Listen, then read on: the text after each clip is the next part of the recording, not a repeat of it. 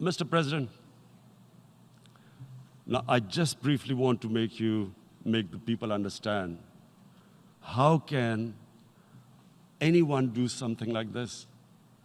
And for that, I have to explain to you what is RSS. RSS, Mr. Narendra Modi is a life member of RSS. RSS was an organization that was inspired by Adolf Hitler and Mussolini, came about in 1925. They believed in racial purity, racial superiority. They also believed they were an Aryan race like the Nazi believed they were an Aryan race. All that I'm saying can be verified. This is the time of information revolution. You can Google all this, what I'm saying. But it is very important for me to explain this to you so you know what is happening in India. This RSS believed in the ethnic cleansing of Muslims from India. At one point, there was racial superiority of the Hindu race. Secondly, it was hatred for the Muslims and for the Christians because they believed that this golden age of Hindu civilization was stopped because of Muslim rule centuries back and then the British rule of India. So it was racial superiority and hatred for Muslims and Christians. This is openly stated. You look at the founding fathers of RSS, Golwalkar and Savarkar. Just Google them and you'll find out. And this ideology of hate is what murdered the great Mahatma Gandhi in 1948. It was this ideology of hate that made Narendra Modi in 2002 do a pogrom against Muslims in Gujarat when he was the chief minister.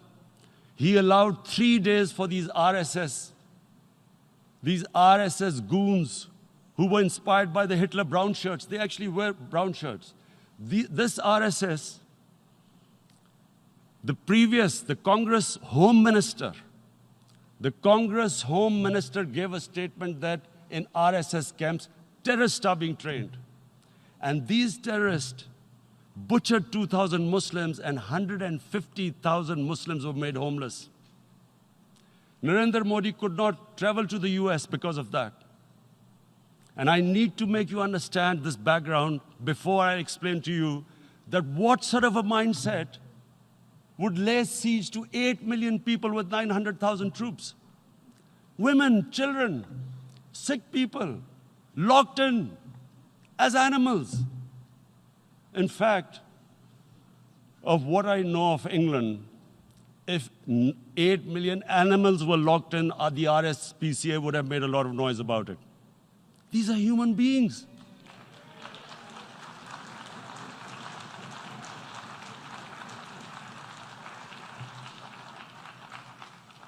And Mr. President, what comes with racial superiority, these illusions of Aryan superior race, is arrogance.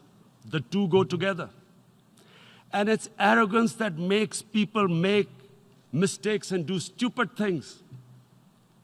Cruel things like what Narendra Modi has done. It's sheer arrogance.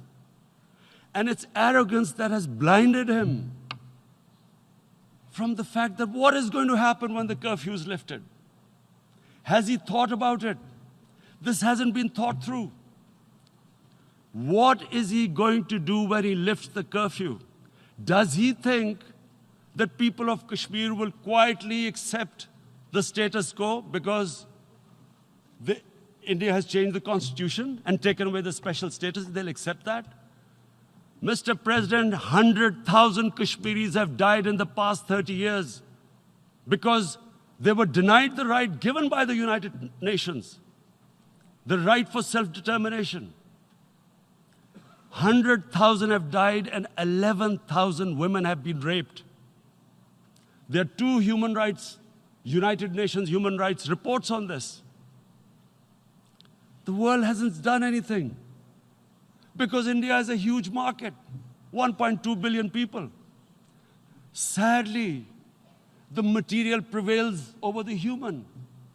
But this has serious consequences. Again, I repeat, that's why I'm here. Look,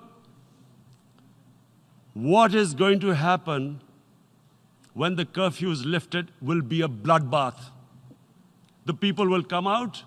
There are 900,000 troops there. They haven't come to, as Narendra Modi says, he's done this for prosperity of Kashmir. This is supposed to be for the development. These 900,000 troops, what are they going to do when they come out? There'll be a bloodbath. Has he thought it through what happens then? Mr. President, has anyone thought that what happens when there is a bloodbath? What do you think the impact will have on people of Kashmir? What do you think they will think? The way they have been boxed in their houses, treated like worse than animals, no rights. Thousands of all the political leadership has been arrested, taken out of Kashmir. Even those Kashmiri leaders who were pro-India have been taken out. 13,000 boys have been picked up and taken to God knows which destinations. So what do they think? What will the people of Kashmir do when they lift the curfew? They will be out in the streets. And what will these soldiers do? They will shoot them. They've already used pellet guns, blinded young boys. In the last 6 years, the 5 years, the oppression that has gone on in Kashmir. And so, Kashmiris will be further radicalized. Mr. President, there will be another Pulwama. And guess what? India will blame us. They're already blaming us. They're saying all this is happening because of Pakistan. One of their defense ministers said, there are 500 terrorists lined up on the border to go in. Why would Pakistan send 500 terrorists when there are 900,000 troops? What impact are they going to make?